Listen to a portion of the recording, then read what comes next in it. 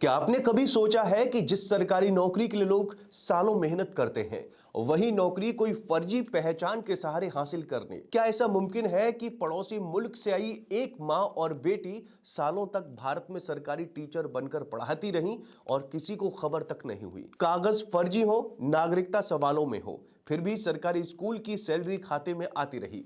कैसे? सवाल यही है कि आखिर कैसे?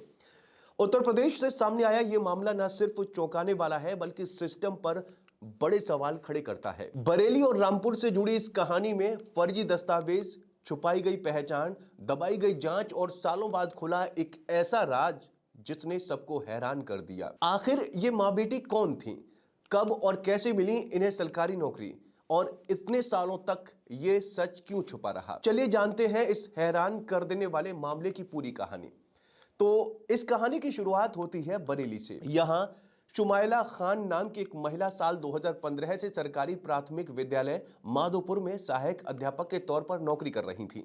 सब कुछ ठीक चल रहा था, लेकिन जब जांच हुई तो सामने आया कि शुमाइला पाकिस्तान की नागरिक है और उसने नौकरी पाने के लिए फर्जी दस्तावेजों का इस्तेमाल किया था।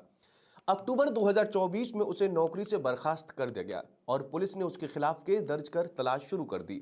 जांच आगे बढ़ी तो एक और चौंकाने वाला खुलासा हुआ।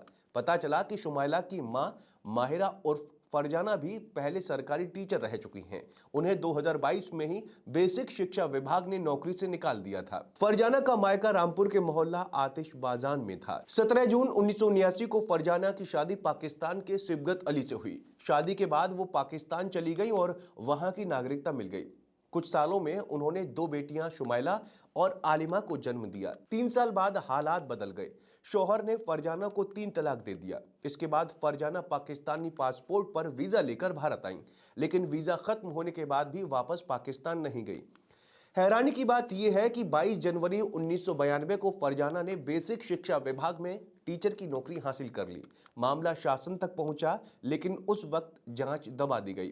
कई साल बाद जब 2022 में दोबारा जांच हुई, तब सच्चाई सामने आई और तथ्यों को छुपाकर नौकरी करने के आरोप में फरजाना को बर्खास्त कर दिया गया। शुमाइला का जन्म पाकिस्तान में हुआ था। 2 साल की उम्र में वो भारत आ गई थी। मां को दोबारा भारतीय नागरिकता नहीं मिली, इसीलिए शुमाइला को भी नागरिकता नहीं मिल पाई। इसके बावजूद शुमाइला ने भी सरकारी नौकरी हासिल कर ली। जब यह मामला सामने आया कि मां बेटी वैध कागजात भारत में रह रही हैं, तो 1983 में एलआईयू ने रामपुर में उनके खिलाफ केस दर्ज कराया था। 25 जून 1985 को सीजेएम कोर्ट ने आदेश दिया था कि केस चलते रहने तक फरजाना अदालत में पेश होती रहेंगी। इसके बाद मामला ठंडे बस्ते में चला गया, लेकिन अब एक बार फिर जांच तेज हुई। खंड शिक्षा अधिकारी और सहायक कनिष्ठ की तहरीर पर माहिरा और फरजाना के खिलाफ दोबारा केस दर्ज किया गया है। यह मुकदमा थाना अजीम नगर क्षेत्र में दर्ज हुआ है। अब मां बेटी दोनों के खिलाफ कड़ी जांच की जा रही है और यह मामला पूरे प्रदेश में चर्चा का विषय बन गया है। तो आपका इस बारे में क्या कहना है, कमेंट करके जरूर बताएं और चैनल को जरूर सब्सक्राइब करें।